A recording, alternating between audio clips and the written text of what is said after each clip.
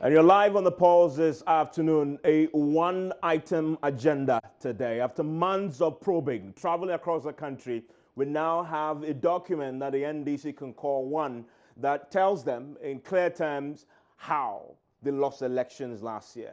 That document is just about to be presented at the NDC headquarters. We'll be going to live shortly as we see the pictures on our screen. The stage is all already set.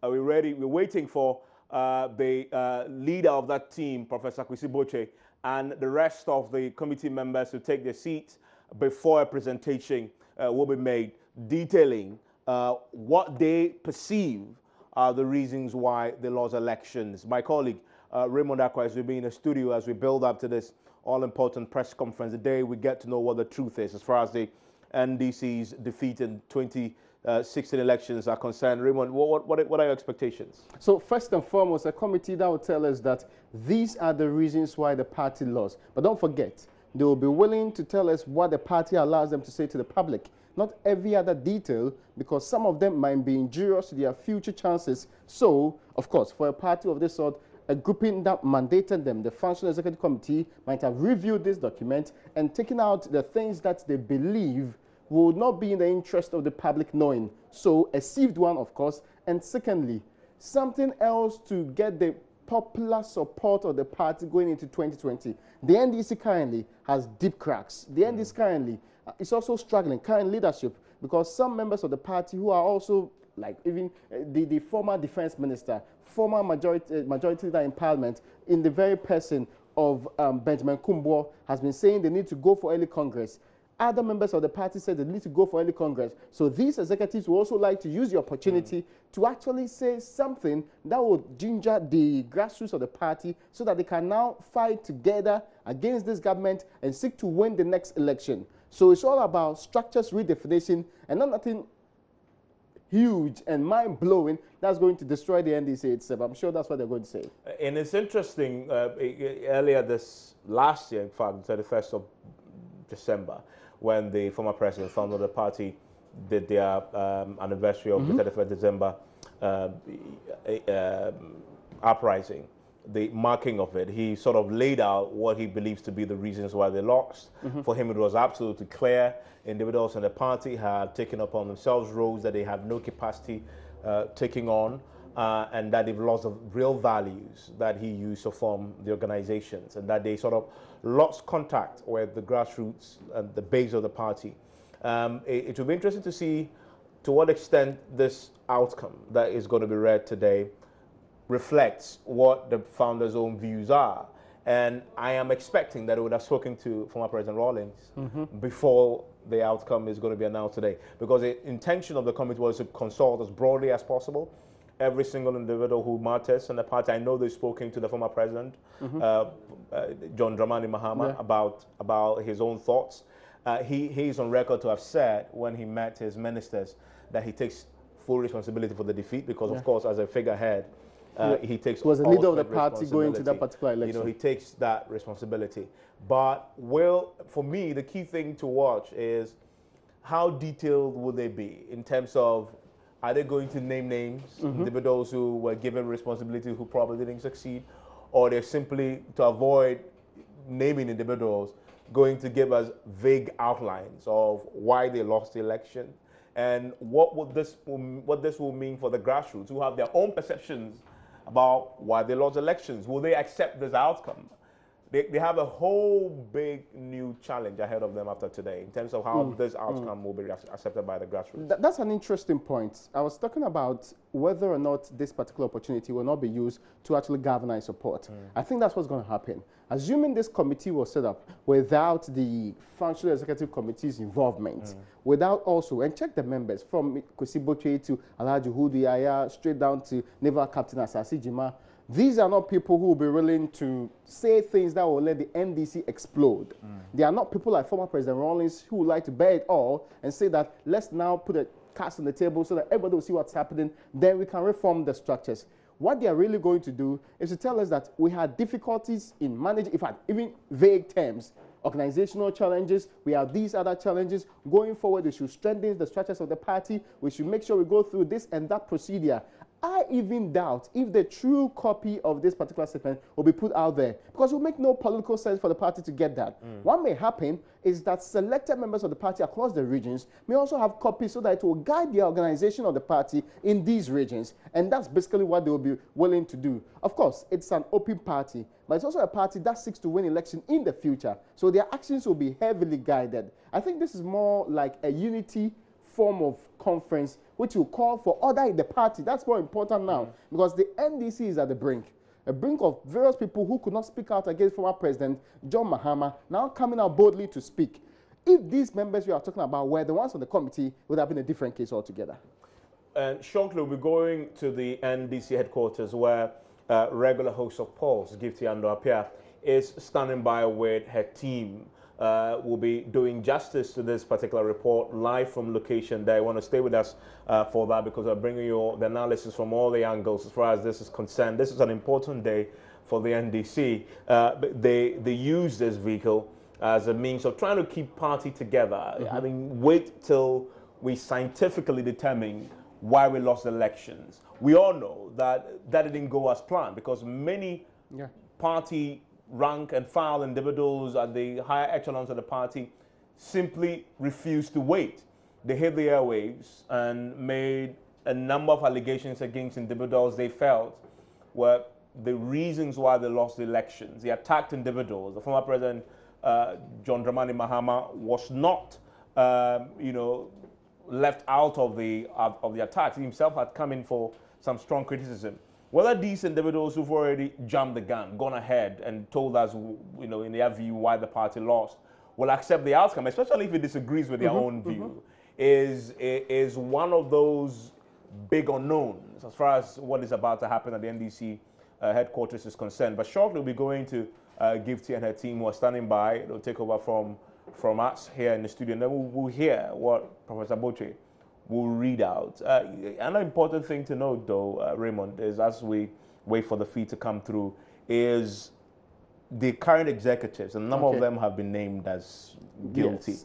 Either monies were not sent to the constituencies, or they had to spend the monies in a crowd. Their very posture towards the rank and file of the party and all of that. It will be interesting what responsibility this committee heaps on them in terms of the role they played in the defeat.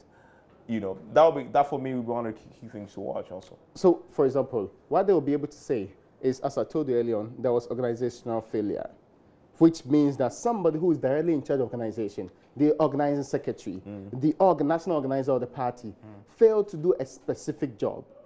I am wondering if they are in the position to say that Mr. A took this amount of money and refused to deliver the amount of money to this and that other person, and because of that, that is why we lost the election. That might be a secret report, but what they are going to put out in the open, because it will also be a tool for the current government and other political parties to use against them as a political party. What is going to happen is that you've heard the members of parliament who have opposed people who are out there seeking to, and also the return of the former president, John Dramani Mahama. Some who even believe that this is another scheme by the current administration to keep themselves in power. If you get it right, you will see that there will be mass rejection of this report if it doesn't go the detailed way that we are also asking for on this particular platform. So that is the interesting part that we are yet to explore in this particular case. If you do recall, look at the membership straight from the people who are being put there. Mr. Kwesi Boche, former Speaker of Parliament, Edward Dowajaho, Alhaji Hudu Yahaya, William Ahaji, who is the Director of Research of the party currently, Ibrahim Zubair, who is a lecturer at the Accra Technical University, Razak Abu, who is a researcher in the party's development unit, Juliana Azuma Mensah is a former MP for Agotime Ziope, Barbara Sewa Samoa, 4 members from the NDC's parliamentary caucus, and the minority leader inclusive. I am yet to see, maybe exclusive of the minority leader, any of these people who are not within the Mahama grouping, who are not really in support of the current administration, who have openly spoken against how the NDC ran its affairs prior to this particular, today losing the elections in 2016. And we just watching pictures live from the NDC headquarters. The stage is set. Other media men are also trying to position themselves, awaiting the announcement from the Professor Kwesi Boche Committee of the NDC. And this comes at a time when we've been listening to the President last month met with former appointees that, of course, worked under him. And he was talking about, he criticized those who had gone ahead in the public domain to raise all manner of accusations against himself and others, leveling, accusations that they were the reasons why the party lost. He says, well, I blame me. I mean, I was a figurehead. I'm responsible for what happened last year. But he felt it's disrespectful. But the party has formed the committee, and the committee was going ahead to do its work, and people were going out there to criticize members of the party and, in essence, watch the party's dirty living in public. Now, I recall speaking to the national organizer, who himself has been accused of what will they be doing to these individuals who essentially broken ranks, gone rogue and gone to the public and spilling all the beans. We can name a number of people. The regime we've had. I personally had Sofo Azoka on Asempa FM talking about threatening individuals, who he believes were reasons why they lost elections. We've had other individuals in the party, some of them stalwarts. In fact, they former ministers. Yes, Kospio Gabra, Dr. Kospio Gabra, recently had also given a sinking ship. Yes, has also given his own account of why they lost elections, and this is going to happen at a time when some key individuals in the party are beginning to build their war chest for 2020. They started building campaign teams going around the country, doing what is likely to be the Kwesi Botwe committee's They will work. not admit, but for these individuals, the defeat of the party was important for their own personal agendas. To clip the wings of the John Dramani Mahama performance, and, his control of the party. If Mahama had perpetrated himself in government, he would then earn the right, after 8 years, to choose his successor. But if you terminate him before he gets to do the next term, in essence, his influence in the party wins, because people will always point him at the reason why the first president in our recent history not to have 2 terms. And so for these individuals, today's event is important. For the first time, formally and officially, reasons will be assigned why they lost. These reasons will be important ammunition for them to say, I'm the person who can fix these challenges that John Mahama, created. Refused to, or was unable to fix anyway. And so they'll be listening to this and, of course, using that as ammunition. Politics is cruel. It's unforgiving. And I'm expecting from here, we'll be hearing from a lot of them. Mr. Gabra will speak definitely. Guzitano will probably come and speak also and say, we need a new face, of course. Exactly. And I don't make the argument forcefully, but you have to read in between the lines. How they react to this will be absolutely important for their own personal causes. And Jomama said this. I've just been listening to his meeting with his appointees, and he made the point that already people are beginning to campaign for 2020, and he felt that was wrong. For him to say that, it means it's true, first of all. For him to say it's wrong, I mean, politically, it's wrong. Because if your party has just lost an election, hasn't finished the formal process of diagnosing the reasons, the thing to do is not to go ahead and start campaigning. Really, but hold on. And put yourself out there. I also felt that even the process of diagnosis is to actually put somebody ahead, is to actually create the impression that these systems will work best if this other person gets the chance to lead again. And that for the systems that we have today, somebody will still get opportunity to riding over that particular report and going ahead. What prevents that other people from campaigning? Don't forget, at the end of the 4 years, the determination of who gets to win the NDC is in the next 2 years. And they have just 2 years to do this. If this year is out of the picture, they will just have 1 year to compete with a former president who have ministers, who have, resources to actually be on top of this particular game. So it is unfair, but to them who are also not in the position to have as much resources as the former president, it will be starting early to get your wheels oiled so that it can also fight fair. It's an absolutely important day for the NDC. Whatever I said, how it's said, is going to reverberate across this country and in ways that, but this is also good for the NPP. This is a day for the NDC, but it's good for the NPP. They are going through a difficult time with Delta forces. Yes. This comes along. It's going to take our attention from the Delta forces to the NDC. So they get a reprieve. I mean, they get at least a week. And they will also have to join the conversation of telling you why the NDC is not an option even in the nearest future because of what is currently happening in that political party. Yeah. I mean, so of course, the NPP will be watching what will be said today as far as the defeat is concerned. But again, if you're a political party worth your salt, you'll be listening keenly because the NDC is, in essence, and again, we don't know how detailed they're going to be. But in essence, this is a party that we're expecting them to be on a surgical table today, cut open, and lay bare why they lost elections. If that happens and you are in the position, you'll be listening very keenly and making notes and telling yourself, okay, this is why they lost. If this is why they lost, a few questions will come. I mean, the political strategists will ask themselves, how do I explore this? How do you make sure that they don't get to solve this problem in the next 4 years? That these problems persist for the NDC. You need to ask yourself those questions. Which of these potential candidates for 2020 is best placed to aggravate these problems, to make it worse? In other words, which of them can solve the problem?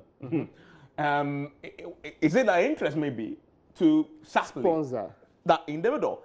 And when we say sponsor in politics, it's not we are going to give them money, you know. But there are ways you can do that. You can sponsor elements in the party, or delegates are available for hire, or even groups to come out the next day and say that we want this gentleman to be our leader.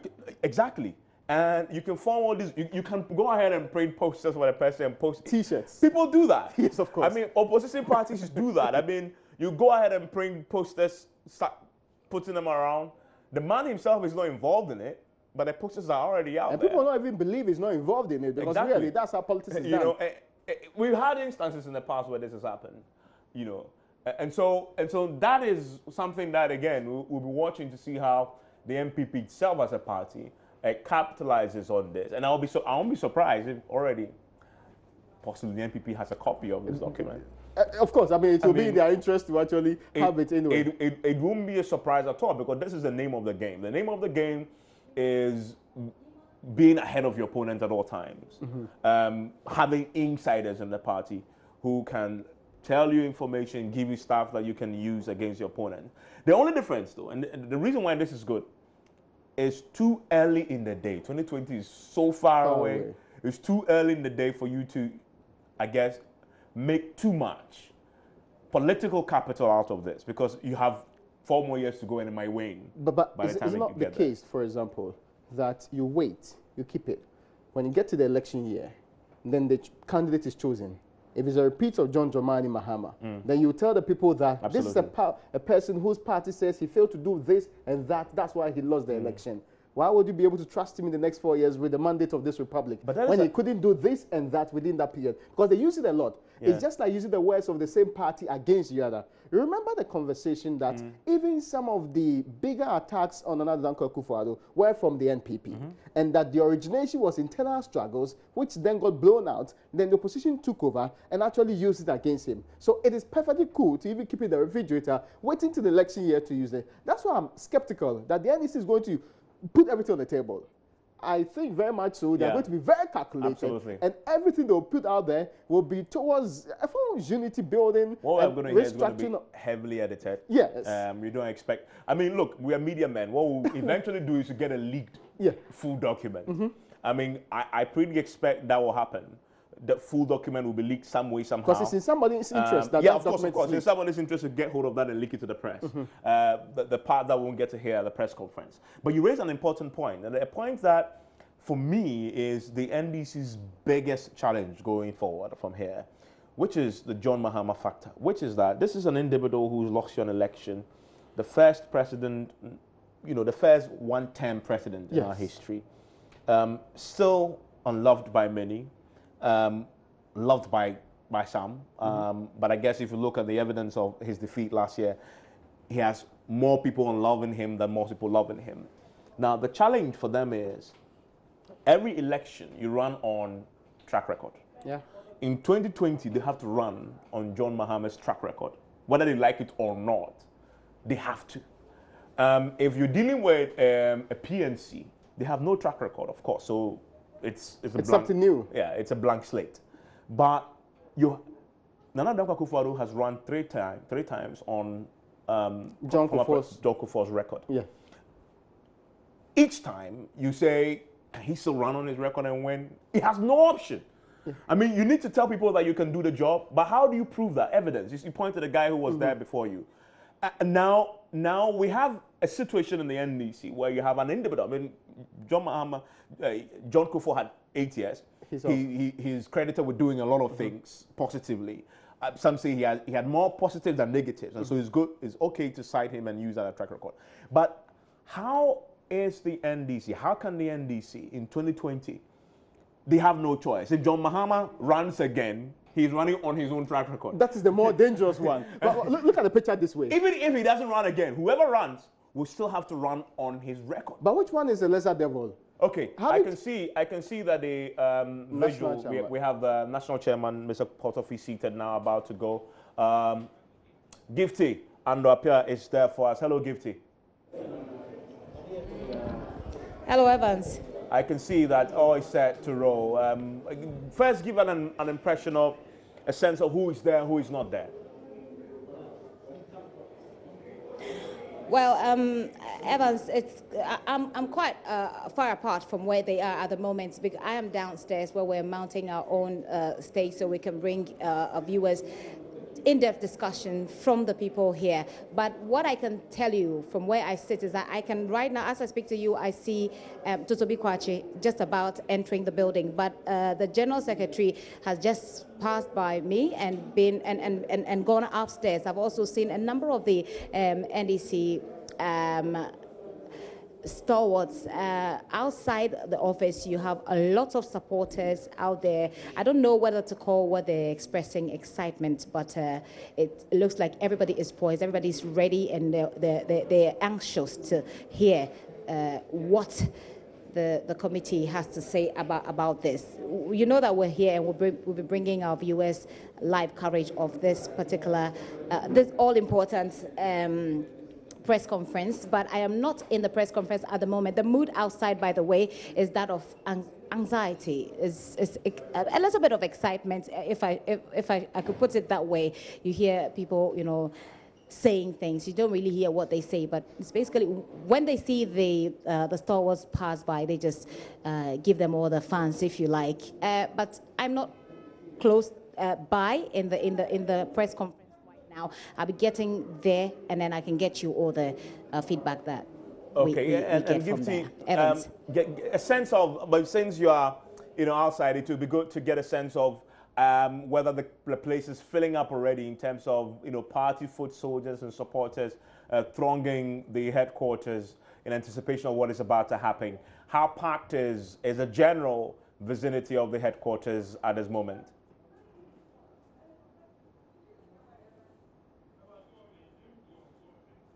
Okay, so Gifty will reconnect and join us shortly as we wait for the press conference to start. We'll be going live to the NDC headquarters very shortly, because Mr. Portofi, the national chairman of the party, has just taken his seat. That will come your way live from the NDC headquarters very shortly. Stay with us, because we'll be doing some analysis from there. You can see they're singing the party's national anthem already. And from what we see on our screens, we have the national chairman of the party. We also have John Sasedo Nketia very close to him, and other stalls of the party. They're taking their seats now. I think we'll now listen in to this all-important press conference. Speaking now is Mr. Kofi Portofi, the national chairman of the NDC. You are welcome to the headquarters of the National Democratic Congress, and we're grateful for your agreeing to participate in this media interaction. Ladies and gentlemen of the media, on behalf of the National Executive Committee of the NDC, and on behalf of the former President, His Excellency John Dramani Mahama, back we see Mr. Atta, former Vice President, who was supposed to be here And we're still expecting Park Kwesi to be here. The president was here earlier, and he's been excused for some other important activity. And on my own behalf, I welcome and thank you all for coming. We're also lucky to have with us some senior members and very strong sympathizers of our party. This is a sign of the unity we are forging as we work our way towards winning the 2020 elections. Ladies and gentlemen of the media, over the years, our great NDC party has enjoyed fruitful collaboration with the media. And it is our hope that even in opposition, we will continue to work together with you in the larger interest of Ghana. We will maintain a principled relationship with you to promote truth, honesty, fairness, and objectivity in our body politic. We have so much to talk about, but so little time to do that today. So we will restrict ourselves to a few topics of urgent concern and attend to some other matters within the next few days. After my brief introduction, therefore, I'll touch on the issues of the reign of terror, which has been unleashed on our peaceful country by goons of NPP, the politics of deception, the politicization of the public services, the misuse of Presidential Transition Act 2012, the undermining of our decentralization agenda, the constitutional lawlessness being exhibited by the NPP government, and what has become known in international circles and has made Ghana the laughingstock of the international community as the over-bloated government of President Akufo-Addo. Ladies and gentlemen, since our 2016 electoral defeat, our party has encountered some internal challenges. One can attribute the situation largely to the disappointing electoral loss. The rank and file of the party, and indeed all of us, have been badly affected. And this, in a way, has resulted in the outpouring of anger and frustration. All parties, at a point, meet challenges, and ours is no exception. Unfortunately, sometimes the show of anger and frustration has gone overboard. But we must try and overcome our anger and frustration. It is now time all of us pause to reflect on the consequences of some of our utterances on the future of the NDC. I take this opportunity once again to urge all party faithfuls to cooperate with the Dr. Kwesi Botwe fact-finding committee and await its report, following which we'll put in place a program of activities towards reorganization. I understand the mood among our rank and file and assure all and sundry that the National Executive is approaching issues with a sense of urgency. Hence, our meeting this morning, or rather this afternoon, and the many ongoing interactions and behind-the-scenes consultations. As leader of the party, I've had to cause to appeal for cessation of the public bickering and so on. Today, I wish to make a fresh appeal, especially to those nursing leadership ambitions in the NDC. Do not let us put the cart before the horse. The task we face now is reorganization of the party and mobilization for victory. Those who aspire to leadership positions, including the flag bearership position, must understand that they will need a strong, united, and formidable party to stand behind them in the quest to regain power in 2020. We should therefore not act in ways that play into the hands of the ruling NPP, which appears determined to use its presidential power and parliamentary majority to rule Ghanaians with impunity and arrogance. All of us, from the rank and file to senior members must understand that we cannot fight the NPP with a divided front. And if we, by our actions, create a void, our detractors will continue to fill the void with falsehoods and, to quote Donald Trump, fake news. I wish to remind all party faithfuls that when the NDC lost elections in the year 2000, it encountered challenges similar to what we are experiencing today. At that time, we managed to put aside our differences and worked together to recover from the electoral defeat, emerging victorious from opposition in 2008. The NDC can do it again. Sure. Not in 8 years, but God willing, in 4 years.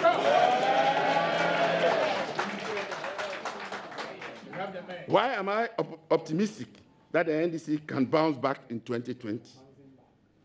Ladies and gentlemen, don't we hear Ghanaians expressing regret that they have exchanged their color TVs for black and white?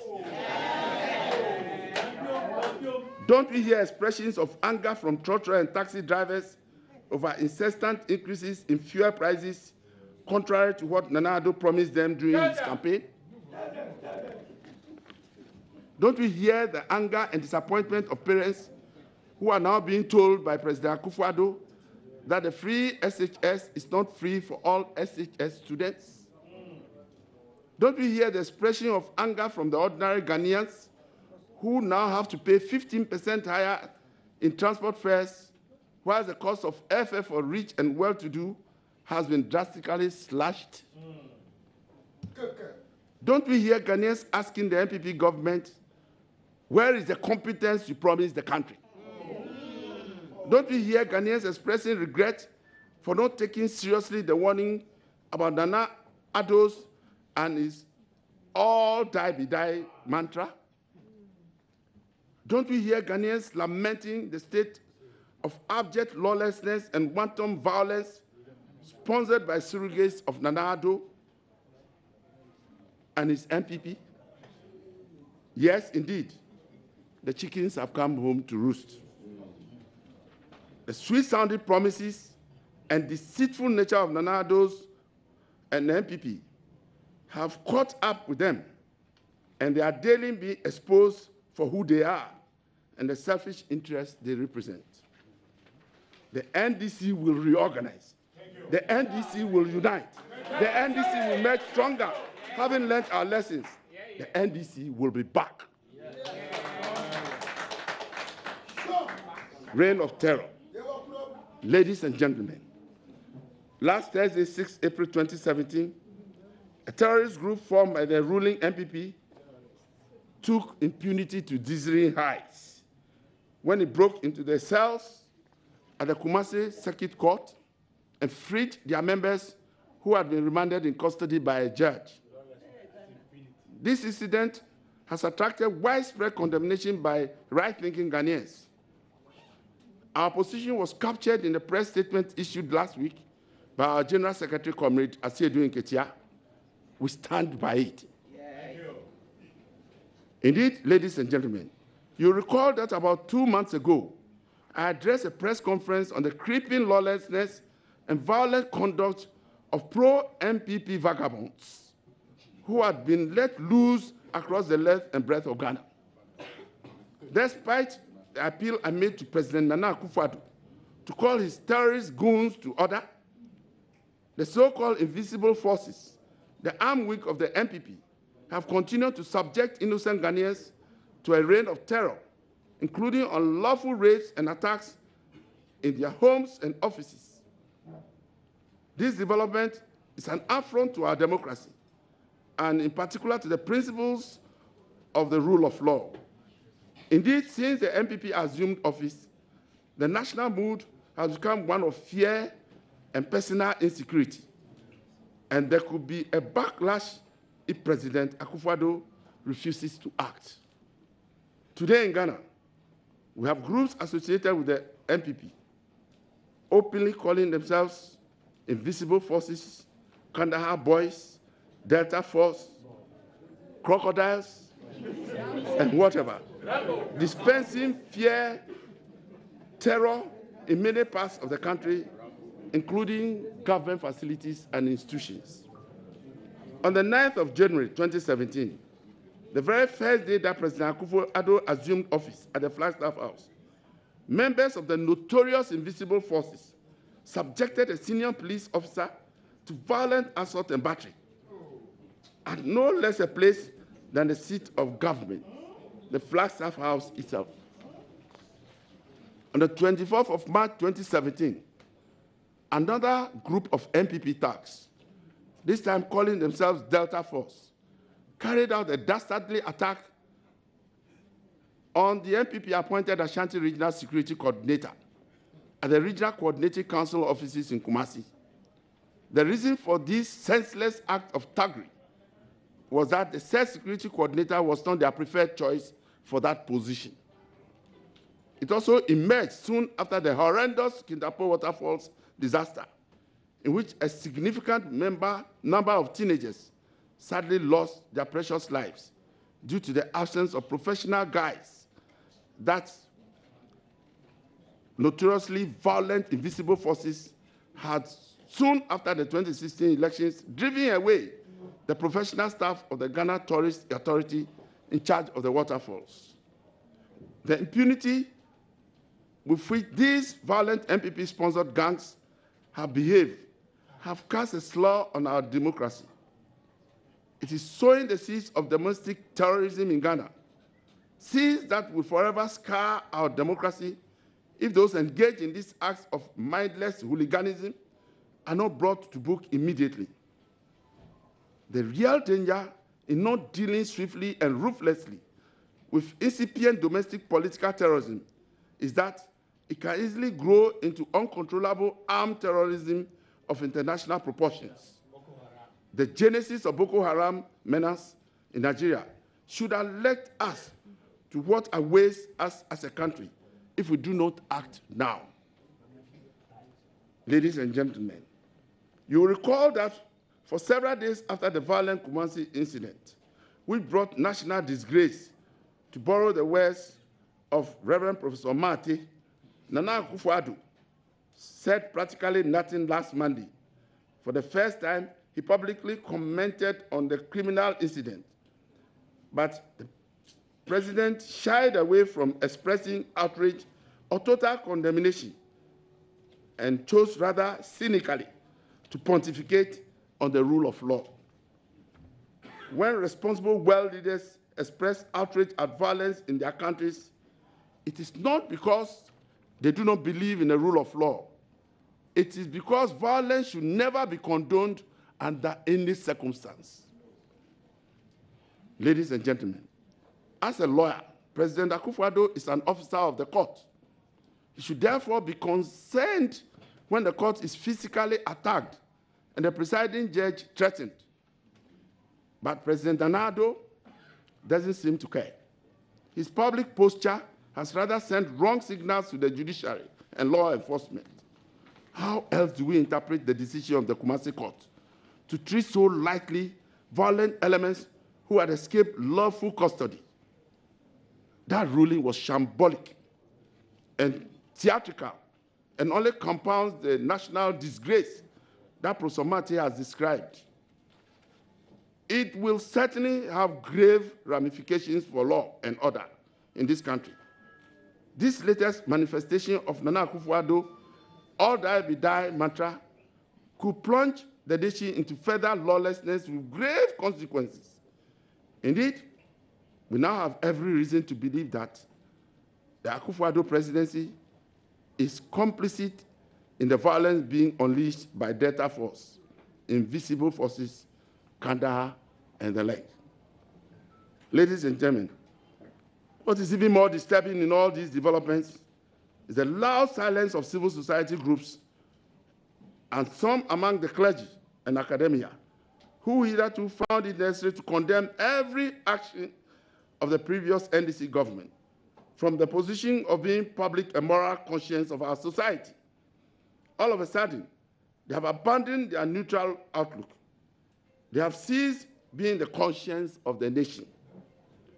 We don't want to believe that today's attitude of some clergy and civil society toward the disturbing developments in the political scene in Ghana is born out of political or ethnic prejudice, or is arising out of hypocrisy and double standards.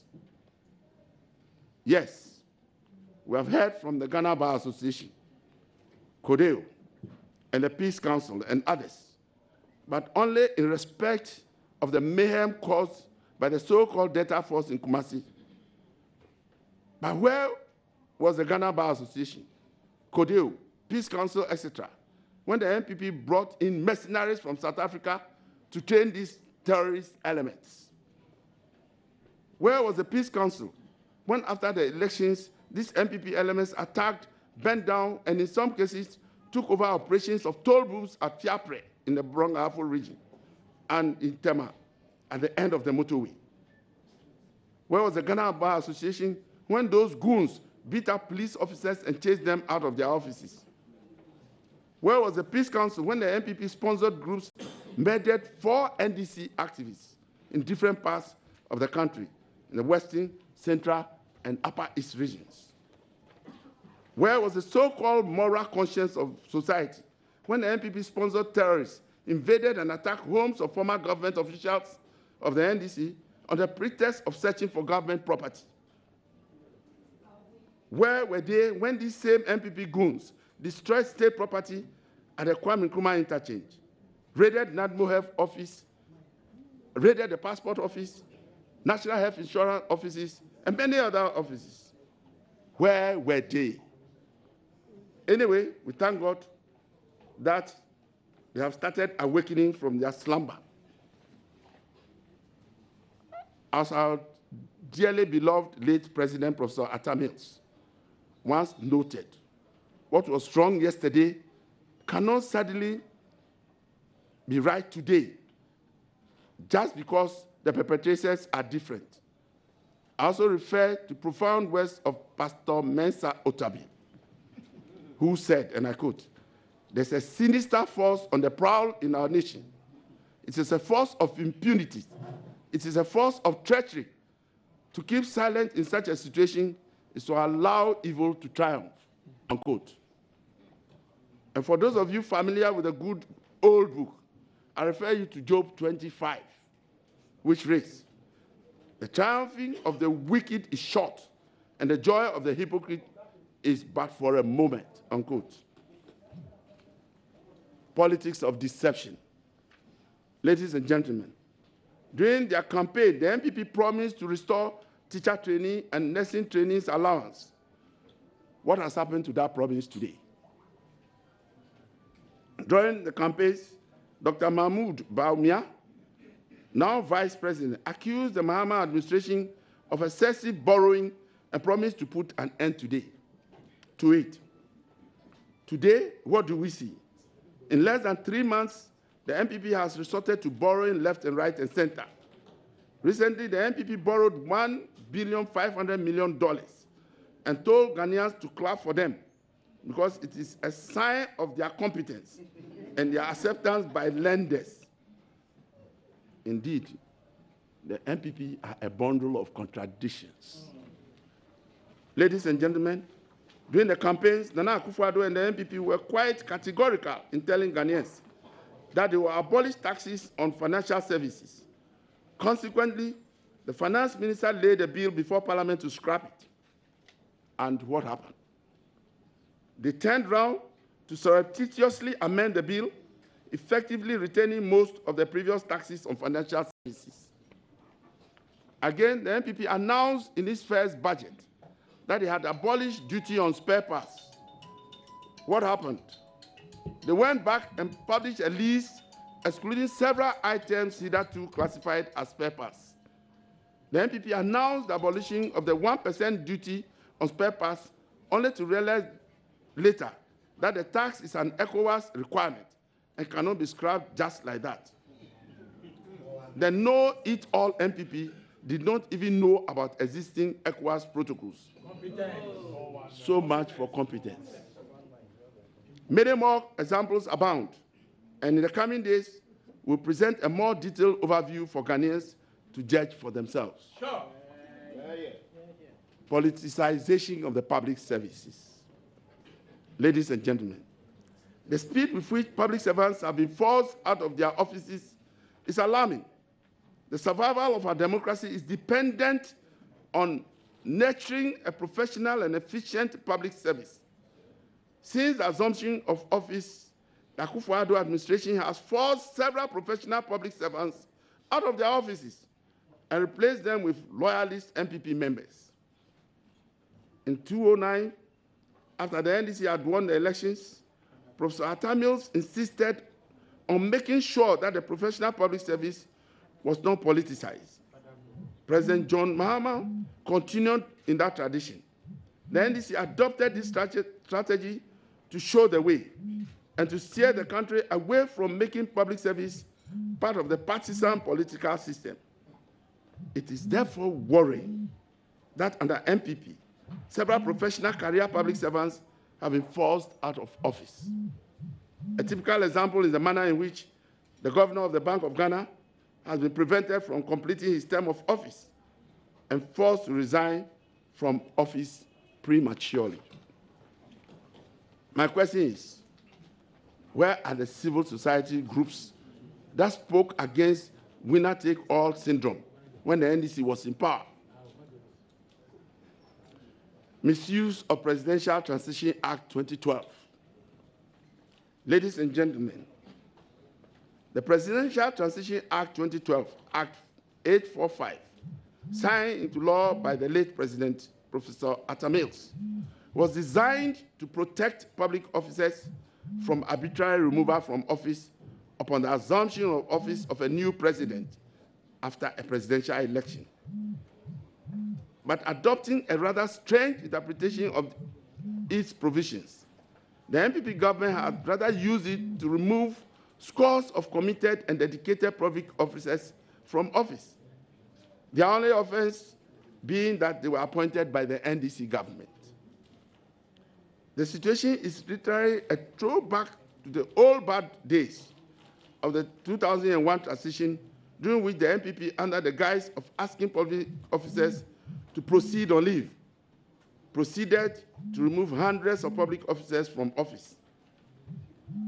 It is also reminiscent of the 1969 situation of the Second Republic, during which the predecessors of the NPP, the Progress Party government, under the presidency of Nana Akufo-Addo's father, Mr. Edward Akufo-Addo, and the premiership of Dr. K. Busia, unconstitutionally dismissed 568 public officers from office, an event which has become notoriously known in Ghana's public administration system as Apollo 568.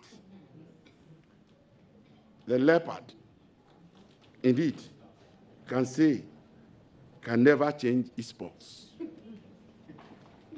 What the NPP has done with its bizarre interpretation of the Presidential Transition Act means that on the coming into office of every new president after a presidential election, every public officer holding office in a public board or corporation ceases to hold office and may be replaced by the new president.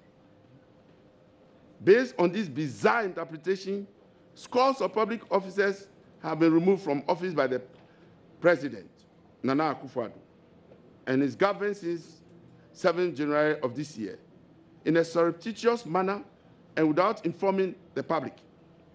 There are so many of them that we have provided a list which is not exhaustive as an appendix to this statement, which we will make available to the media after this encounter.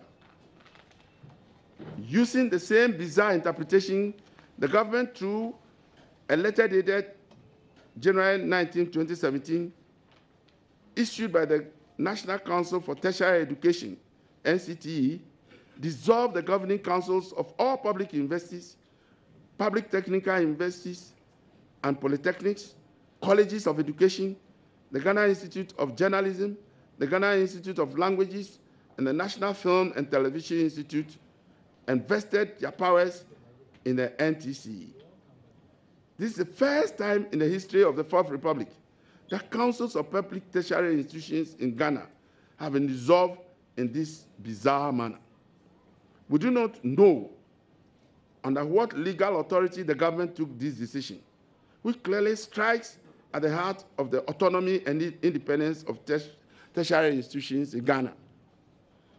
Again, I ask, where are the civil society groups and opinion leaders who spoke passionately against the winner-take-all syndrome when the NDC was in power?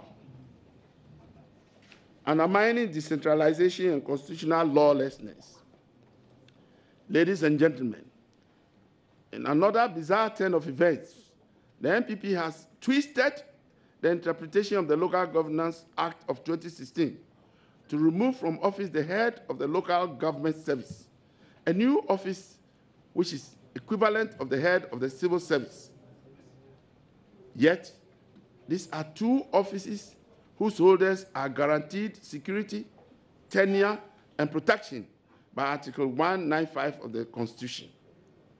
Only last week, Friday, the administrator of the District Assembly's Common Fund has been notified to proceed on an indefinite leave and hand over on Monday, April 10, 2017, to Madam Na Toshi Ado, former NPP MP for Tema West. Meanwhile, this is a constitutional position that requires consultation with the Council of State and prior approval of Parliament. Neither of these provisions have been respected. The NPP government also terminated the appointment of all metropolitan, municipal, and district chief executives, MMDCs, within 2 weeks of assuming office. This was at a time when the signatory to the termination announcement had not even been approved by Parliament and had not even been appointed as the Minister of Local Government.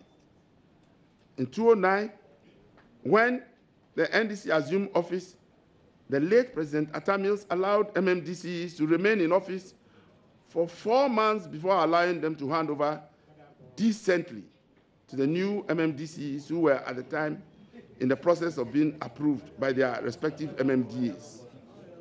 Under President Akufo-Addo, the MMDCs had to hand over to the district coordinating directors, who also happened to be the secretaries to the MMDAs. In other words, for the period that they acted, the district coordinating directors reported and are still reporting to themselves in the many districts whose MMDCs are yet to be appointed. In a clear slap in the face of decentralization and the effort to reduce central control of MMDAs, the NPP government amended the Local Government Act of 2016 and reintroduced the President's power to unilaterally remove appointed members of the metropolitan, municipal, and district assemblies. This enabled President Akufo-Addo to remove all appointed members of the MMDAs who had been in office for just about 2 years and appoint NPP loyalists in their places. They removed appointed members all had 4 years tenures of office. Ladies and gentlemen of the media, Act 2522 of the Constitution mandates Parliament to annually make provision for the allocation of no less than 5% of the total revenues of Ghana to be paid in quarterly installments to the district assemblies, Common Fund, for local development. This constitutional provision was religiously adhered to by the Presidents Jerry John Rawlings, John Ajekum Kufuor, the late John Atta Mills, and John Dramani Mahama. However, under President Akufo-Addo, this constitutional provision has been violated with impunity in the current budget. The appropriation due to the District Assembly's Common Fund has been slashed and the difference diverted to be placed under the direct control of President Akufo-Addo at the Flagstaff House. Thus, a fund specifically created by the Constitution to enable local people have access to resources with which to finance their own determined developmental priorities has now been centralized to finance projects prioritized by Flagstaff House. This is constitutional lawlessness by those who claim to be the apostles of the rule of law.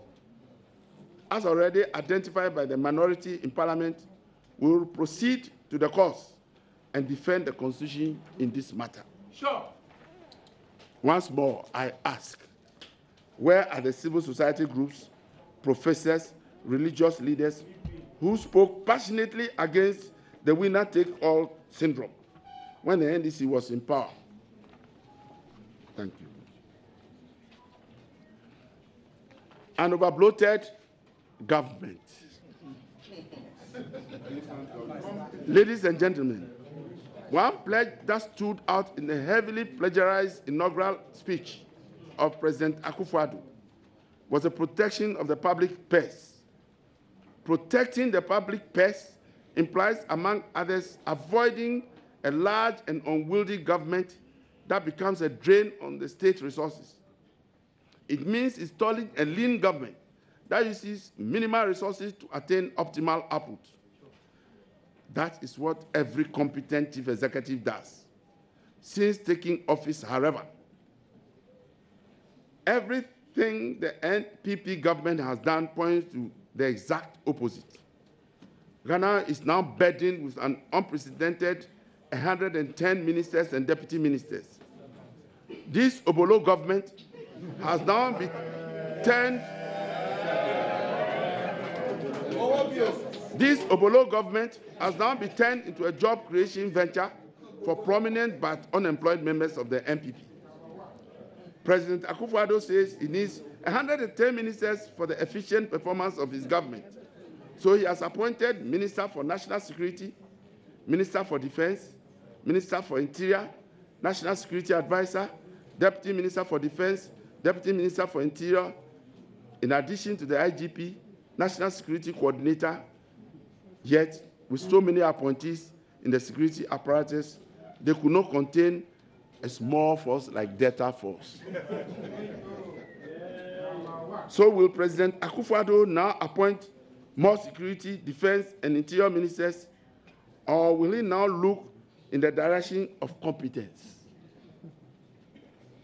Conclusion, ladies and gentlemen, I have listed but a few of the acts of impunity, deception, and incompetence of the NPP government only 3 months in office. And as already stated, the NDC shall soon come out with a more comprehensive review of the current affairs in Ghana. The NPP may have a sizable majority in Parliament. The president may have won by 54%, but Nana Akufo-Addo should watch out. The majority they enjoy today is no license for them to govern with impunity, unleash terror goons on fellow Ghanaians, act unconstitutionally, or think they will not be held accountable.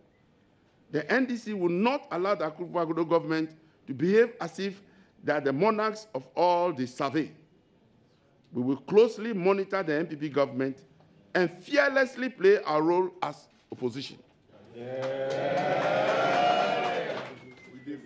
Ladies and gentlemen, the NDC has remained stoically silent in the face of all provocations and unconstitutional actions, in the hope that through our silent protests, President Akufo-Addo and his government will see the error of their ways and change their ways. But we can no longer remain silent because, as former President J.J. Rawlings warned us before the elections, the NPP cannot and will not change. We have already indicated our intention to embark on a series of actions, including court challenges to their unconstitutional actions. We intend to let the government know that the beginning of democratic practice is compliance with democratic norms and constitutional stipulations. We will resist any attempt by the NPP to govern with fear and coercion. And we will, when appropriate, adopt positive defiance. In this respect, we'll join forces with all patriots and well-meaning Ghanaians committed to upholding sound democratic practice, and good governance. We thank you very much for your attention.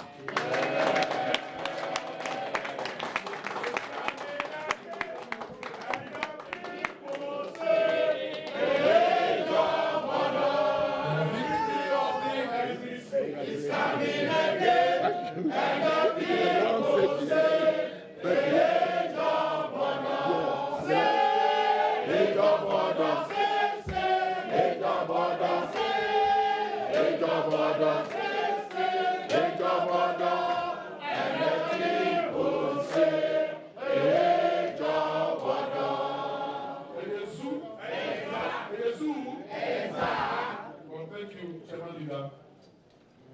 Members of the press, the chairman has just spent some quality time painting a very solid picture and a true one at that of the Akufo-Addo reign of terror since the 7th of January 2017. The floor is open now. The chairman is here, the general secretary is here. Party elders, identify yourself, ask your question, and we'll answer it appropriately. Thank you. 5 first, and then we'll continue. Yeah. Oh, no. 5 first, yeah. Well done.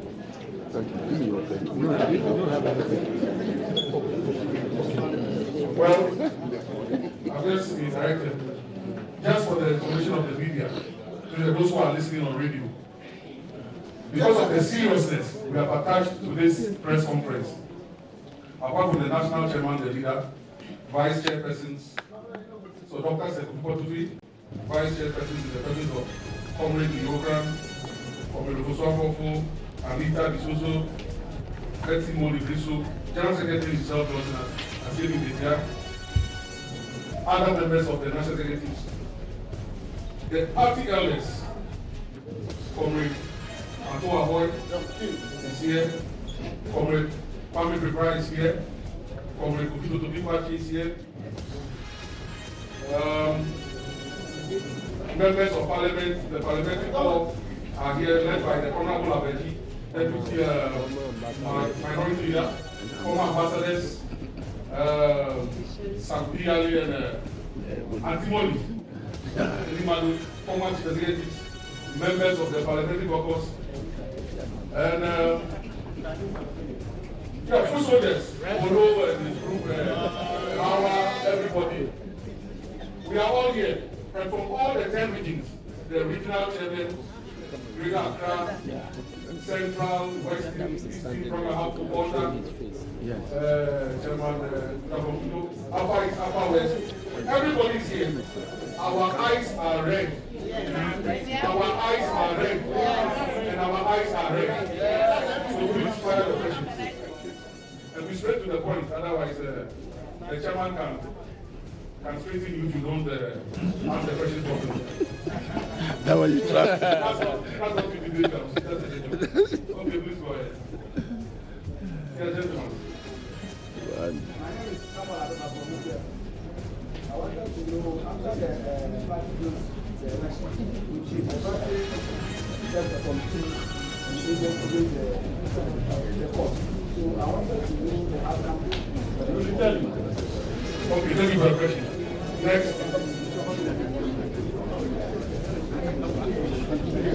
Yes, Rainbow Rashid.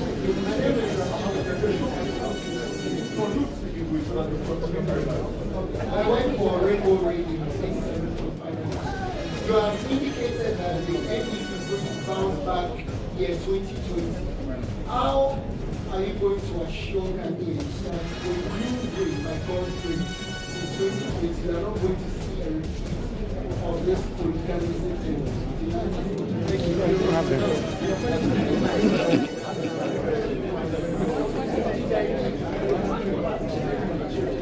Yes.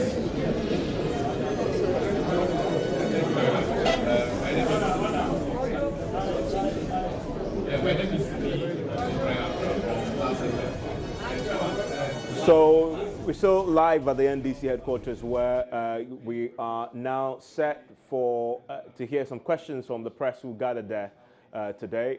We're expecting some questions address that the executives of the party, the national chairman who addressed that press conference a short while ago, Kofi Portofi, on a host of issues. He started by talking about the NDC itself as a party. He admits the party is in a bad state because of the defeat that they suffered last year, but also talked about what we have in the discussions we're having before that press conference, the penchant of the individuals in the party, key number of them, to go out publicly and spill the beans and wash the dirty linen of the party in public. He talks about the party uniting to take on the NPP, but also acknowledges that every party that loses power goes through this phase of internal turmoil. He cites what happened to the NDC back in 2000 when they lost elections then to John Kufuor, and how they struggled. In fact, then it was even more serious than this, because they had several splits on the front of the party. Breakaway groups were formed because people were simply not happy with the way things had gone. But he cited that as encouragement, looking ahead to 2020, that the party will unite and fight the NPP. We'll be going shortly to rejoin our colleagues at the NDC headquarters. Gifty Ando Apia is standing by to bring us some further analysis with some additional interviews with NDC executives there. We'll do that very shortly.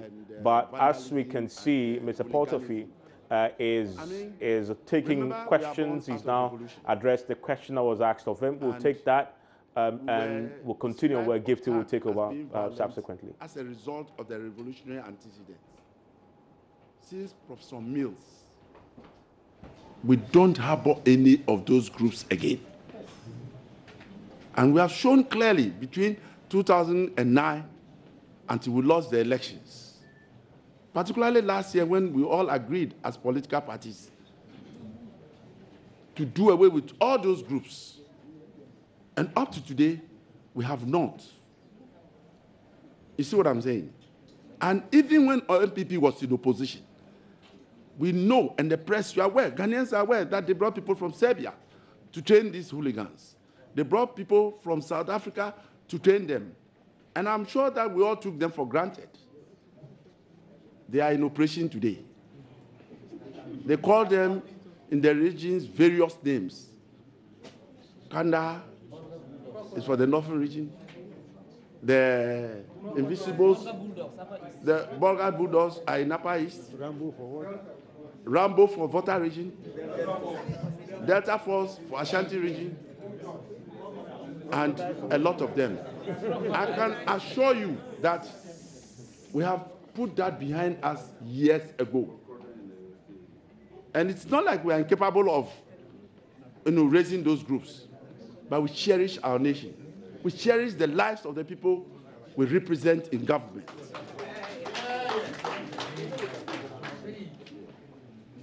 And we have shown examples in the past. So we will not do that. Ghanaians must be reassured. Class FM was asking whether we are telling MPP how to rule. We are talking about principles of democracy, the pillars of democracy. We are talking about rule of law. We are talking of impunity. We are talking of constitutional arbitrariness. Those are the things we are talking about. And as citizens, I want to encourage you in the press. You must be bold. Your forebears stood for honesty, truth. And that's why today you have freedom of the press and human rights. So we are telling you that you should be strong and bold. The question you ask, we are not at ideological debate today. We have two different ideologies. And we certainly believe in our ideology as social democrats. But whether you are a capitalist, a liberalist, a conservative, social ideologist, you must deal with rule of law. You must respect the people you represent. We are talking with a lot of bitterness in our hearts. and I believe you take us more seriously. Dr. Nasiru has a term of office, and you and I are witnesses to cautions given to the NPP government when they made the initial moves to remove him from office. You remember that one prominent NPP lawyer cautioned them that he has ever been in that situation. He was challenged similarly, and he went to court. Do you remember? Yes. So if at the end of the day, the man acquiesces, you want him to come and tell you that it's because of the pressure, he will not tell you. I will tell you. The NDC will tell you. Thank you very much.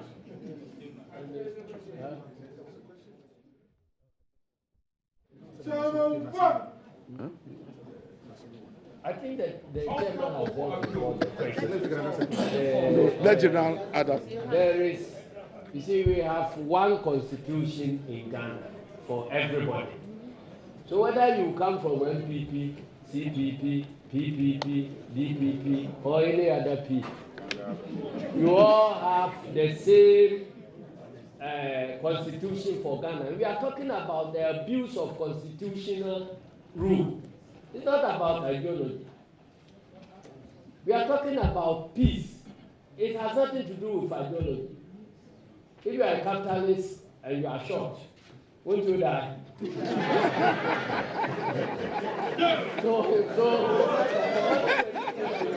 Capitalism, socialism, and so on. If the what do you call them, Kandahar boys attack you, you can say, oh, as for me, I'm socialist, so I can face terrorism. And you see, at times I blame some of you, our colleagues in the media. Because when things begin, and we are talking about them, we always talk about balancing, equalization, balancing, equalization. And even when we're talking about terror groups being nurtured, where people are consciously selected, recruited, and trained, and armed, and they have financiers who come out openly on your media platforms to claim that yes, we formed it with our money. We direct them what to do. And even the president does not touch the hair of any of them. And you are glorifying them. The president, they challenge police, beat police people, tear their uniforms. And you are clapping.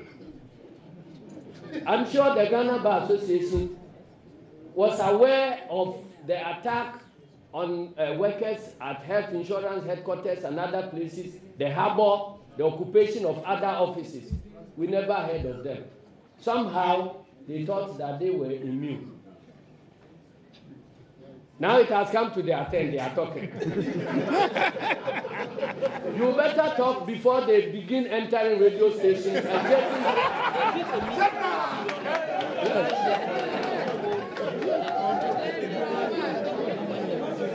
You better talk before they start entering churches and chasing pastors out. If you don't talk today, when they are chasing judges out, you think that when they begin chasing pastors, the judges will talk? So it is about the security of all of us. If there is no peace, free SHS doesn't mean anything. If there is no peace, one factory, one dam, and all those things. When you are all running away, who will remain there working in any factory? So, you must know that where we are now, we are on a very slippery slope. We are talking about our own survival. And Boko Haram and other terror groups started in a similar way. You have the presence of hooligans. You have the presence of drug dealings in the country. You have the presence of money laundering, and you have a presence of pervasive activity like illegal mining.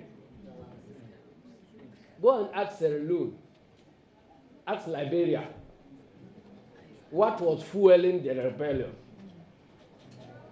Illegal mining. So where we are, we have gotten all the ingredients that can produce the soup of terrorism.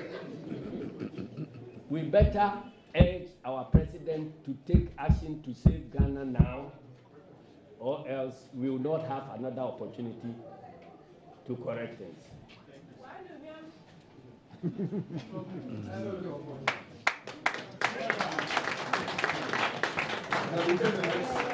The next set of questions.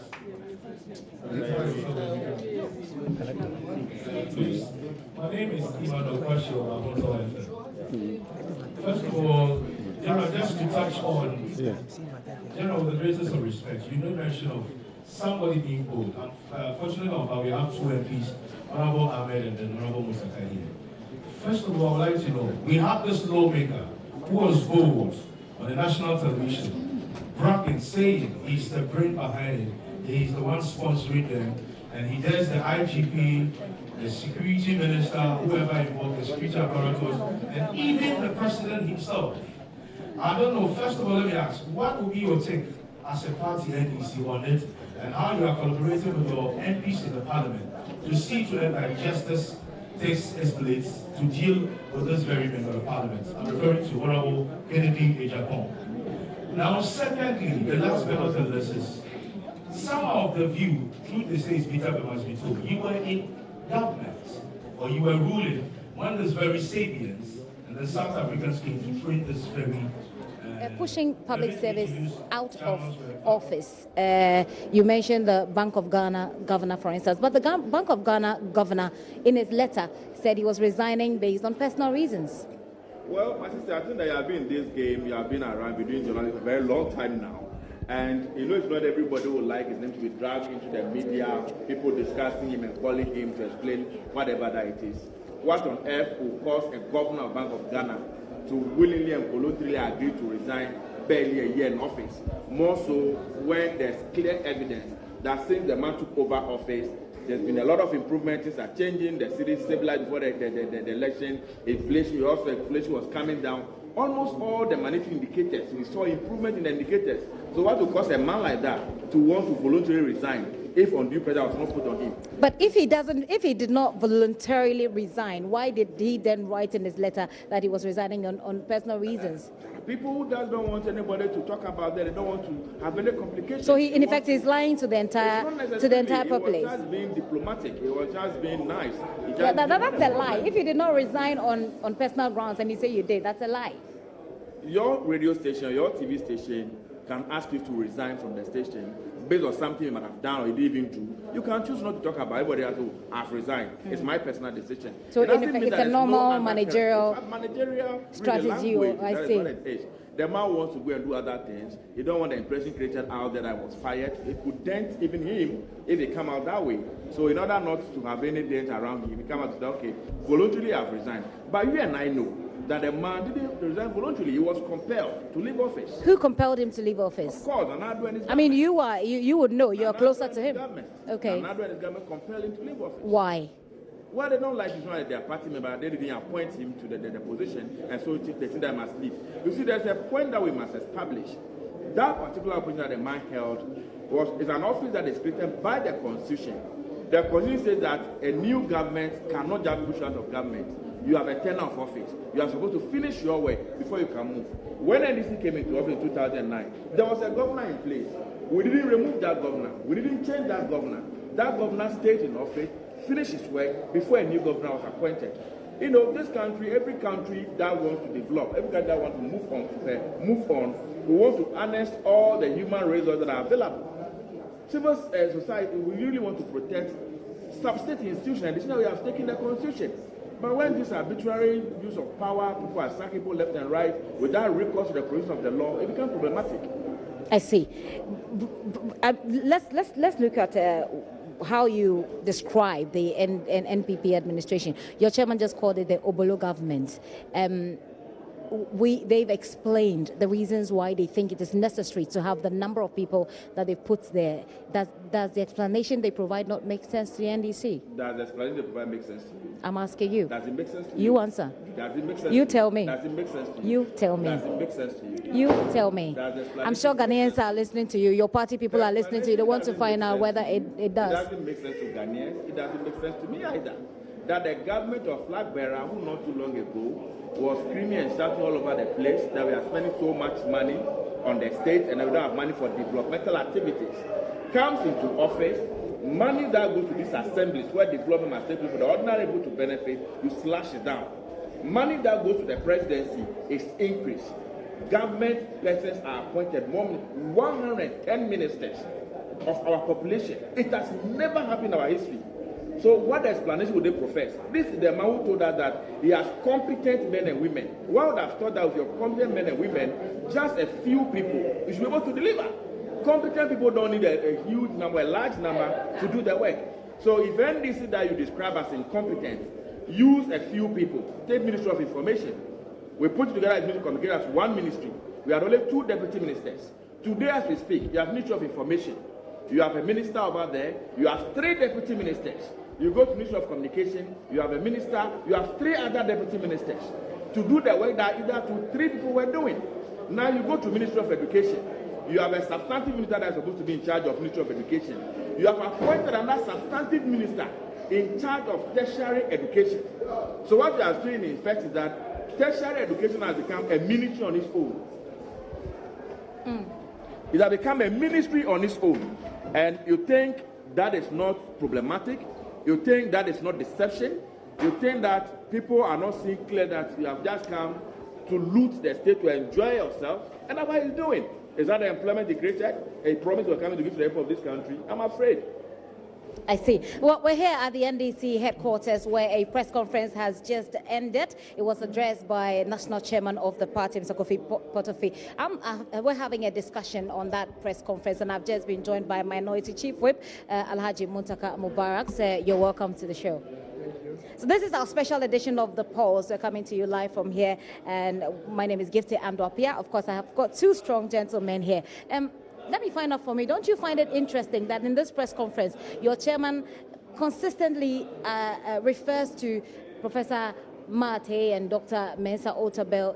Is that appropriate? I don't see the inappropriate. It's only making reference to comments that they have made in the past. And he thought that those comments that they made, as religious as they are, it doesn't die. Whether it was 10 years ago, today, or tomorrow, it still holds. Because, they are men of God. And they cannot change simply because there's a new government. Then all of a sudden, they eat their words. They are still words that matter. And they've also, your party says that you're going to go to court over the slashing of what goes to the District Assembly's common fund. What do you make of that? Yeah, obviously. We indicated the rights of Parliament.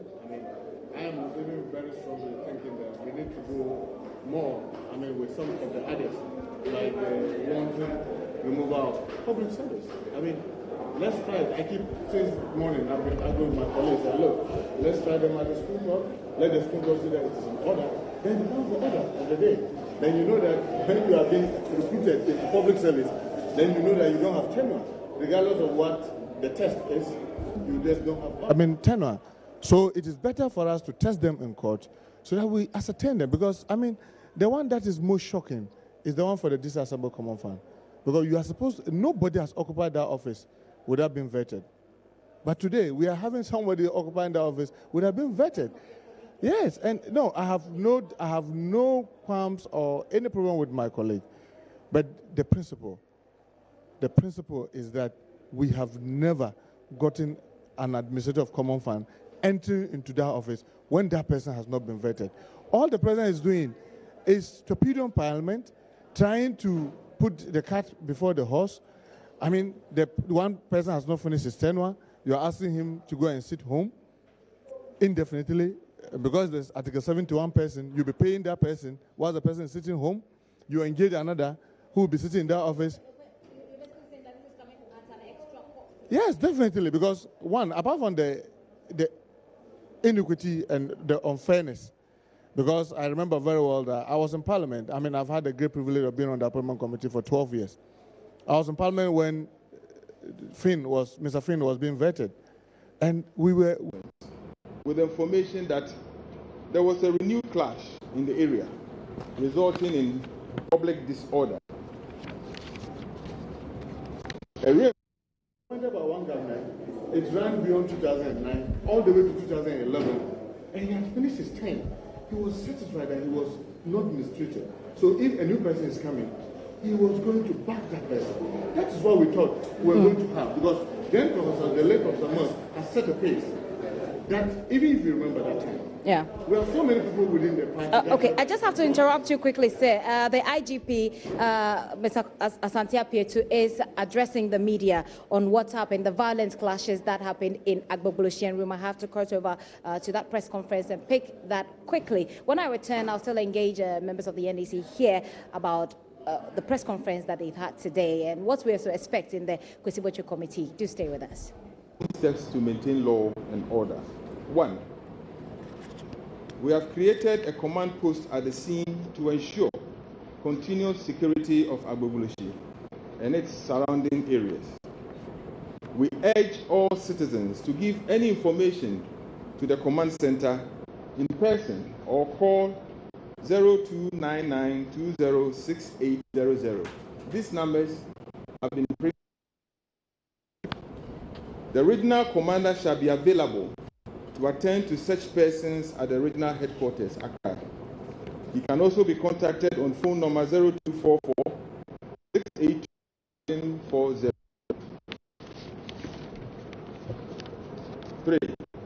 Extensive patrols are also being undertaken throughout the country, with emphasis on potential flashpoints. One can also call MTN and Vodafone short code 18555 and 191 on all networks. Finally, we are also available on social media, the Facebook GH Police Service, and on Twitter at GH Police Service. In conclusion, I would like to say that members of the media, ladies and gentlemen, as the police continues with investigations, let this statement suffice for now. I also want to encourage members of the media to be mindful of your reportage, not to inflame passions. We thank you for your continuous cooperation, and further developments will be communicated to you periodically. I thank you.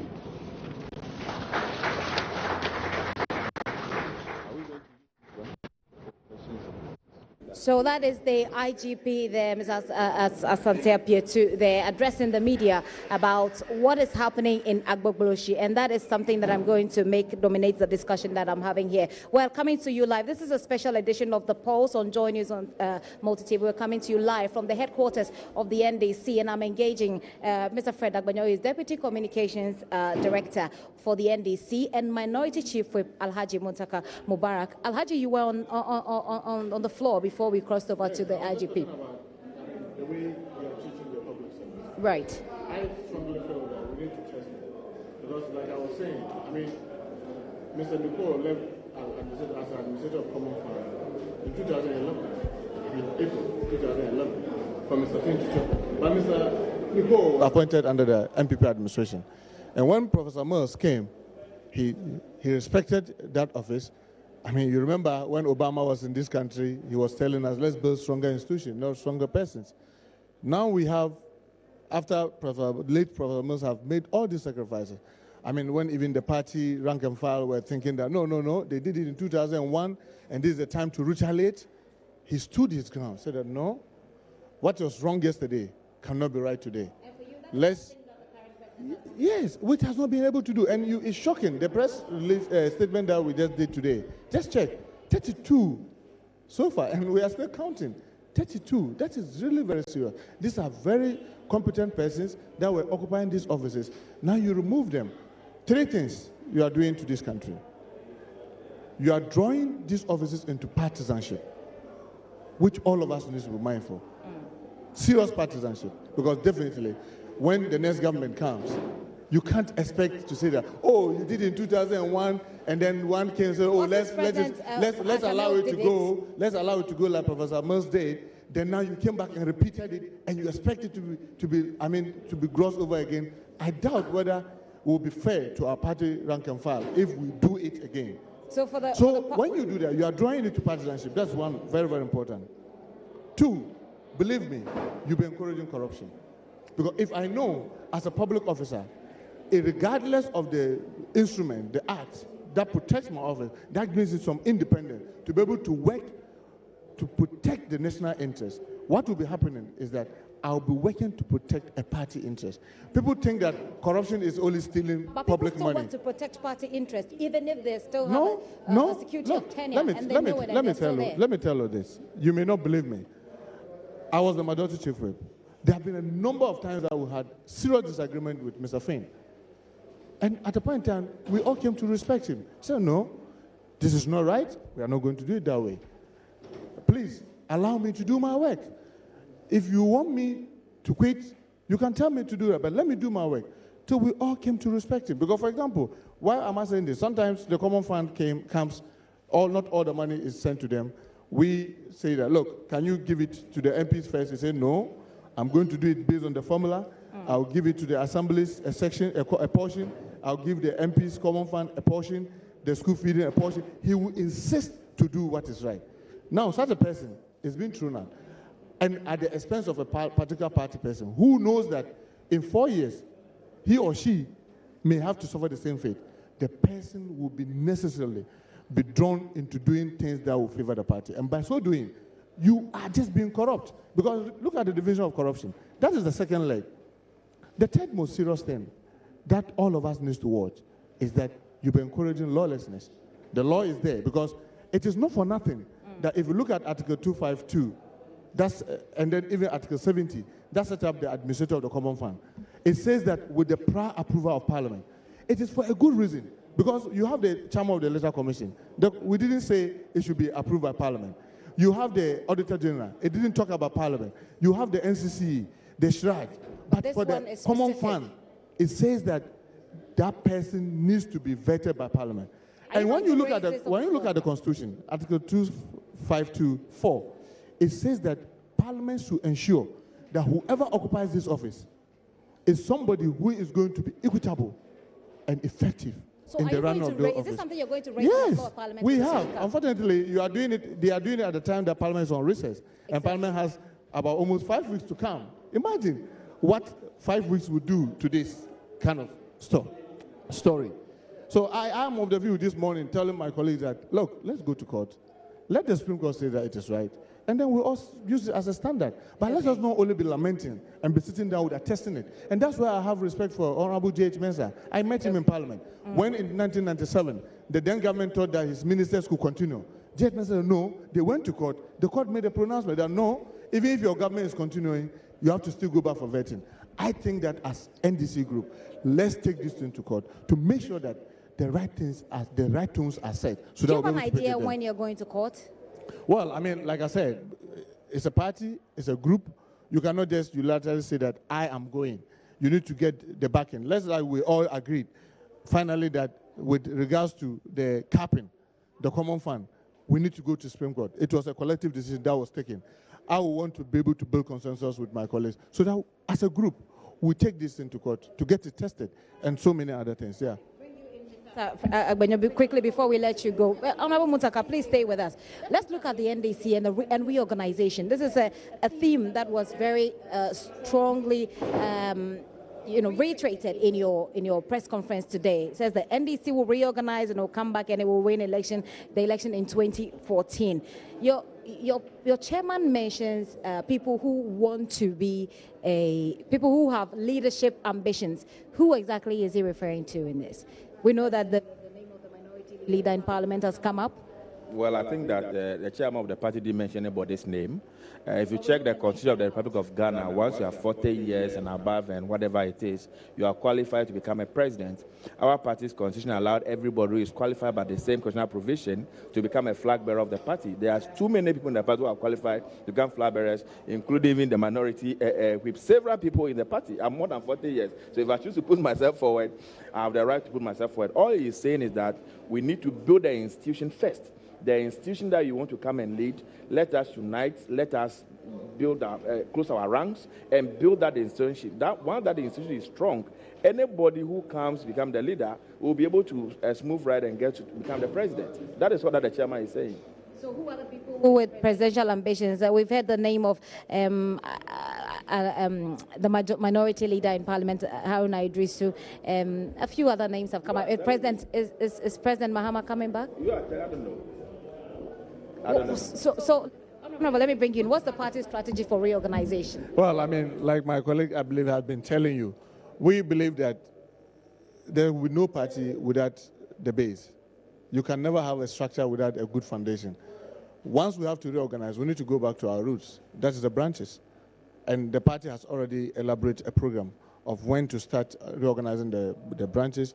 Let us be able to put our people together so that we'll build from the branches and come up. So we are going to start right from the base to make sure that we reconstruct our foundation, to make sure that the foundation is solid.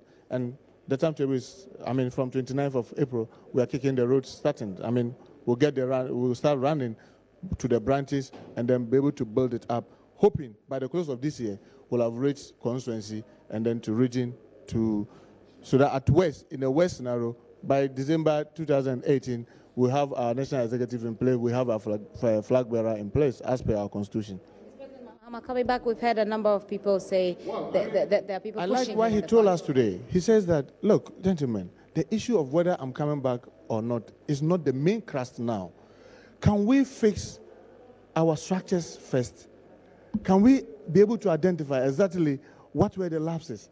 Let's agree and be able to identify what made us fall, rather than trying to say that, let me start running again. It will not be useful to run when you've not sorted the problems. So I agree perfectly with him. Let's give ourselves time. We are almost a year and a half away from that time. Let's give ourselves some time. Let's rebuild our roots. We are saying from April 29th, that's just about 2-3 weeks from now. Let's start and be able to build it up. When we get there, I sincerely believe the leader will emerge. We don't need to struggle now who is going to lead us. But it will surely emerge. People say that any good strategist will say that, look, you should have an idea of who you want to put there, and then you begin to, if necessary, groom the person so that the person can fit in that leadership position. I can assure you that. No, look. Like President Mahama. Let me tell you something. The NDC had numerous people that are all qualified. No doubt about that. I mean, you know, when we started in 1993, we were being mocked. Oh, this is a young party. They don't have the caliber of persons and what have you. Oh, they have had UP since independence. They've built some people. Since 1993, we built, I mean, on account, I believe that I can count 20 people that I can say all qualified to be able to lead us. I mean, they have parliamentary experience, they have other experiences, they have office experience, they have public experience. So many. Let's not be in a rush into knowing who and who are in the race, because we are not yet there. I mean, we just lost election. It's barely 3 months. It's barely 4 months. And then you're already thinking, we don't want... Because we've seen pictures. Yeah, I mean, we've seen the former head of NHIA. We've seen the vice president. We've heard of Haruna Idrisu. We've heard of John Mahama. All of them qualified. All we are saying is that we've just finished an election. Let's not make our party just an election machinery. In that case, how do you react? What we want to do? Member of Parliament for Katamanso M, Honorable Lai Afoteagbo, when he mentions how much he's fond of minority leader and wouldn't mind if he's the president. And Haruna is qualified. My view is that let's all wait. Let us build the fight. No, I mean, we are not yet there. It's like telling an 18-year-old boy who you are going to marry, when he has planned that he will marry when he's 22, or he will marry 22 or 23, and you are telling him who is he going to marry. Let's wait. Please help us to fix our party challenges from the grassroots. And when we get there, by the time we get to national election, I'm sure it will have been much clearer who and who should be leading us. But why should we start talking about who should lead us now? It's not clear who and who. It is not. The average NDC person should be thinking of how do we rebuild our party from the base. So how do we do that now? From 29th of this month, we are getting the ground running to go to the grassroots and build it and come. So by the time we get to the national elections, I'm pretty sure it will have become clearer. All those who might have intention, they themselves will have seen the real challenge that is going to confront all of us, and therefore are they ready for it to shoulder those challenges? Even those who may be sitting in the home and will think that, look, given the circumstances, you may be the best person. It could be you. We'll come and play with you to come and lead us. Yes. That can't be true. Even though you are less than 40 to come and lead us. Yes. And a hard issue that's happening now. Very sad issue, I must say, that's happening in this country right now. Before we get back to the party issues, Agbogbloshie, we've seen deadly clashes that happened there yesterday. Your colleague member of parliament for Ododo-Diodio, Neilante Van der Poel, has said that one of the key ways that we can solve this problem is bringing leadership together to meet with those people. He mentions the minority leader, for instance, and I believe he would be happy to see someone like you on board. He mentions the former president, John Mahama. He mentions other leaders in the NPP. How can we solve this problem? Let me say we are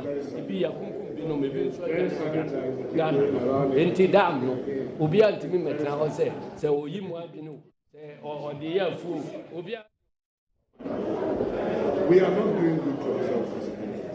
I feel ashamed as a Ghanaian when you look at what is happening with the formation of these tribes across the country by political parties. I mean, NDC included over the period. Now, since before the election, during the election, believe me, we did. As a political party. Tell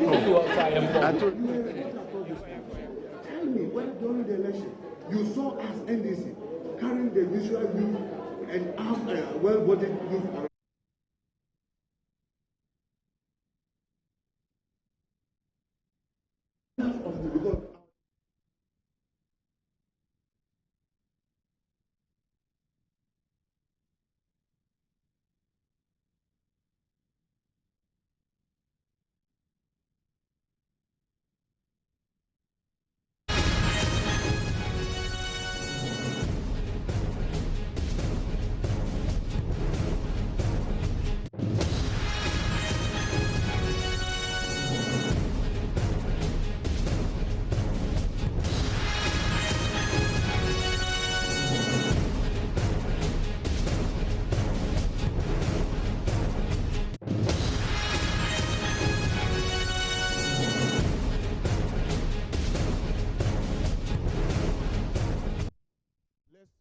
Smoke the peace pipe.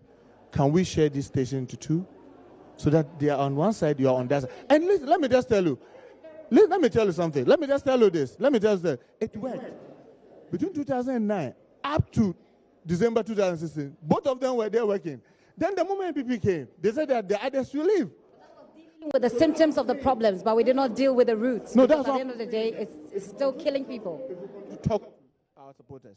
Let them answer, because the issue about Agbogbloshie, believe me, people, you want to use the political undercurrent to achieve an economic goal. Can we look? Because look, there are traders there. They trade in yam, they trade in scraps, and other things. Vegetables. So it's a whole fight about space. Can we go in there to let them answer? Look, aside all this, you may all be coming from Bimbila, you may all be coming from Tamale, you may all be coming from what do you call it, Dodowa or what have you. Can you understand that you are each other's keeper? In Parliament, we don't fight. As political actors, look at us coming to you. We are each other's keeper. We just have different ideology as to how to govern this country. Stop this fight. Believe me, if we are able to do this, we'll be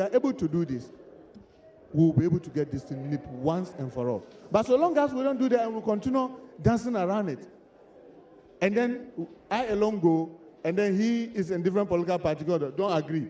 Then he goes, then I call and say, I don't agree. Is that what you politicians Believe me, because, I mean, we will go and talk to our people, and then we'll get back Then all of a sudden I see the whole thing coming again. Who are the actors? The same people who came to talk to attended not to agree. Let me bring Ambassador Sampiyale. Ambassador Sampiyale has just joined us. He's the stalwart of the NDC, and he used to be the head of the National Pensions Authority. There are calls, people. There are some of the. I've been to Agbogbloshie this morning. Some of them have said that we should.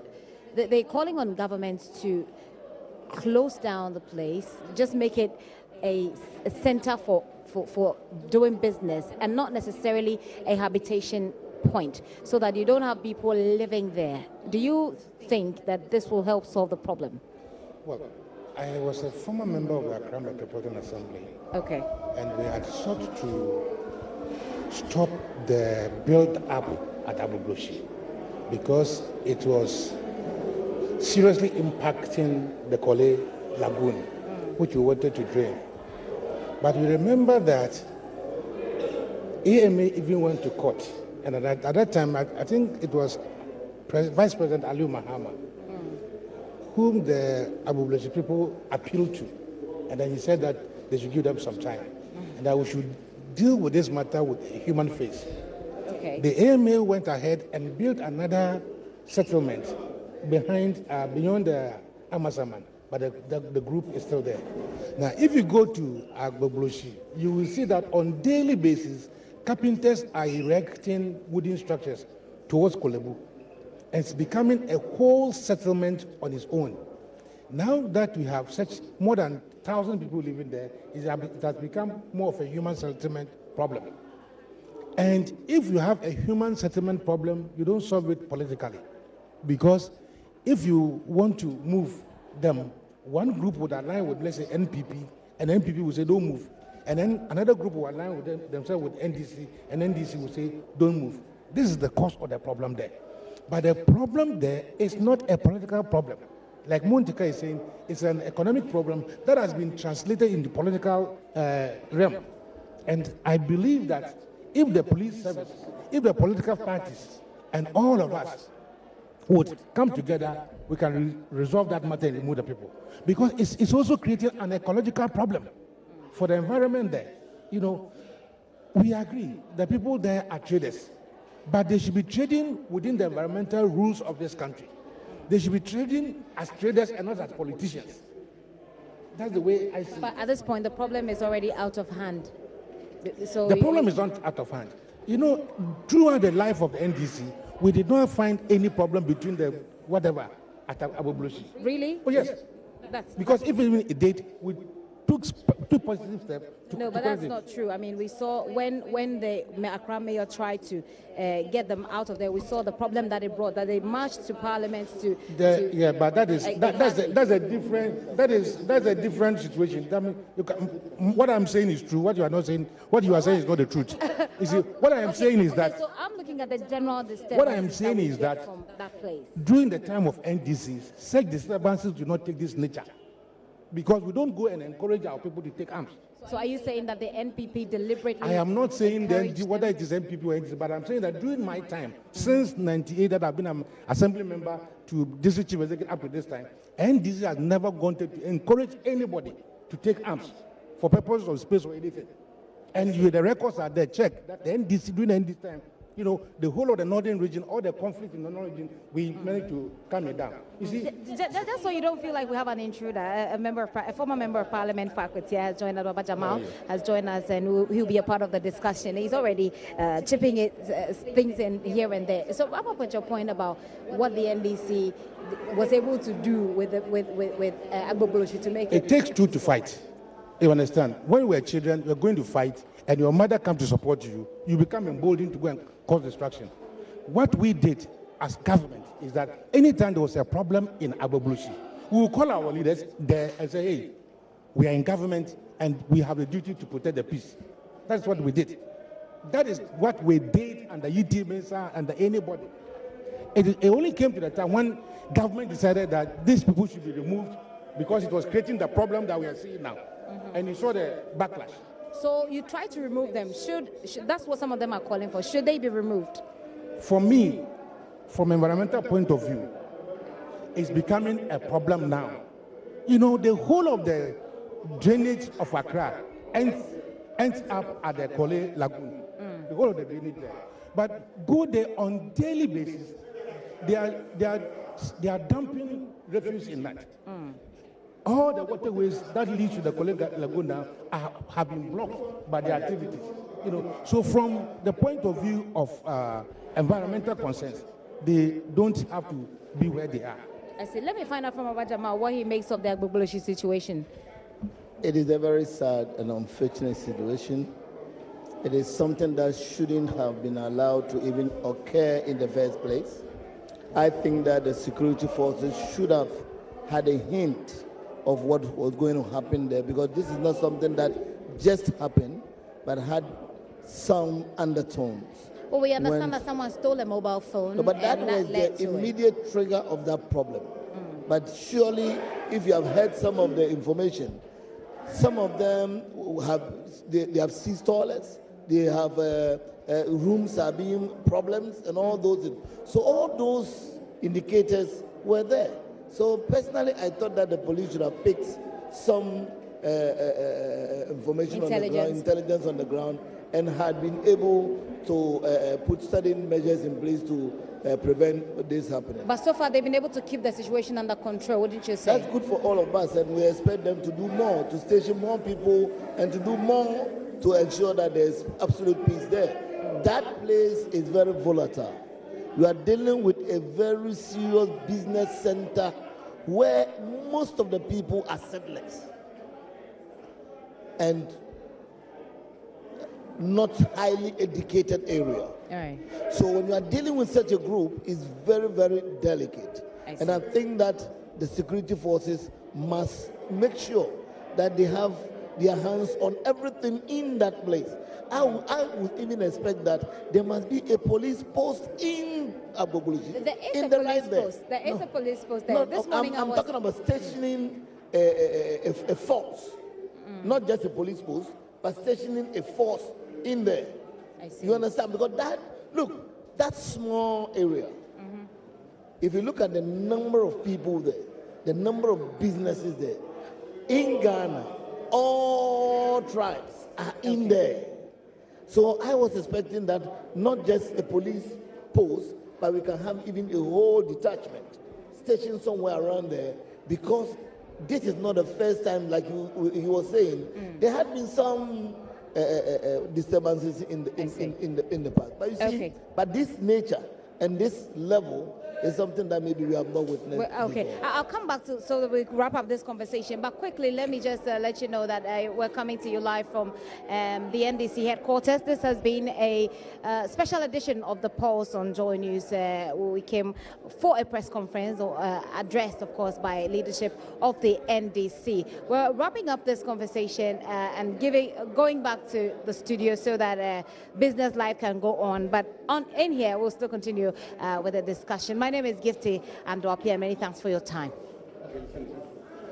No, we're done with the live. So we're still